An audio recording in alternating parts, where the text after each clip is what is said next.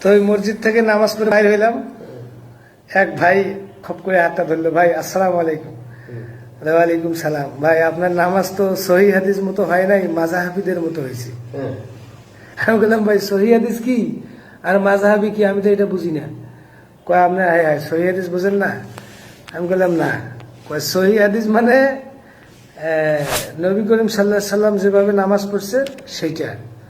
আর মাযহাবী মানে কয় যে মাযহাবী মানে ইমাম আবু হানিফা যেভাবে নামাজ পড়ছে সেইটা হচ্ছে মাযহাবী নামাজ।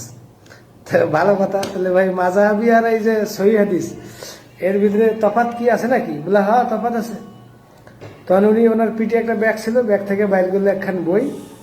বইটার নাম হইল জাল হাদিসের কবলে রাসূল সাল্লাল্লাহু আলাইহি সাল্লামের সালাত। এই বইটা আমাকে দিল। আমি বইটা পড়লাম বেশ কিছুদিন। পড়ার পরে আমার ভিতরে একটা সন্দেহ জাগলো যে কিরে ইমাম আবু হানিফাকে, আমি কিন্তু তখনই ইমাম আবু হানিফাকে চিনি না।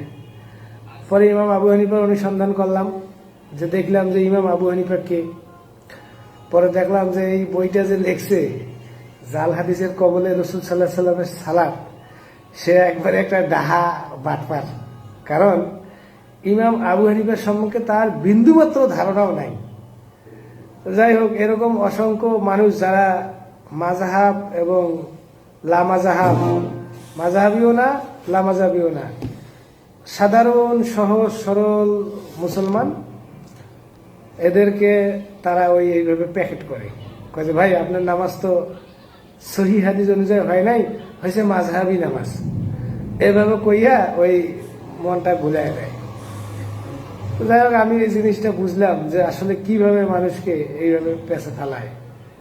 পরে যাই হোক ভাই ওই বইটা পড়লাম এবং দলিল সহ নামাজের মাসাইল একটা বই আমি পড়লাম। দুই বইয়ের ভিতরে আকাশ পাতাল ব্যবধান ভাই। আল্লাহ জানে সাধারণ মানুষের কি অবস্থা। কিন্তু ওই ভাইকে তো আর খুঁজে পাচ্ছি না, যে ভাই আমাকে বলছিল যে ভাই আপনার তো নামাজ সহি হাদিস মতো হয় নাই, হয়েছে মাযহাবী নামাজ। সে ভাইকে কিন্তু আর খুঁজে পাচ্ছি না। যদি এই মধ্যে ওই ভাইরে পাইতাম তাহলে তারে বুঝাইতাম যে সহি হাদিস কারে কয় আর মাযহাব কারে কয়।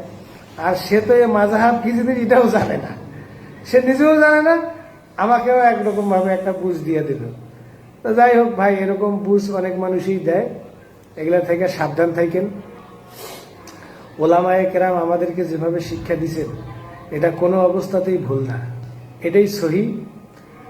এবং কেন সহি হাদিস থাকা সত্ত্বেও ওলামায়ে কেরাম ইমাম আবু হানিফার মতকে ফলো করছে, এই বিষয়ে সামান্য আলোচনার বিষয় না, এটা দীর্ঘ আলোচনার বিষয়।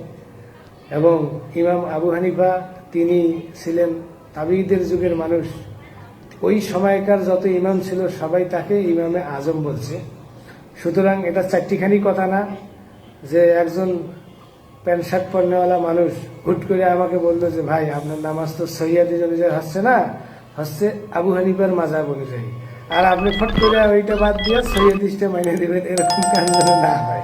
ঠিক আছে? বিষয়টা কিন্তু ভাই অনেক জটিল জটিল, এটা সূক্ষ্ম একটা ষড়যন্ত্র মাযহাব মিল্লাতের উপরে।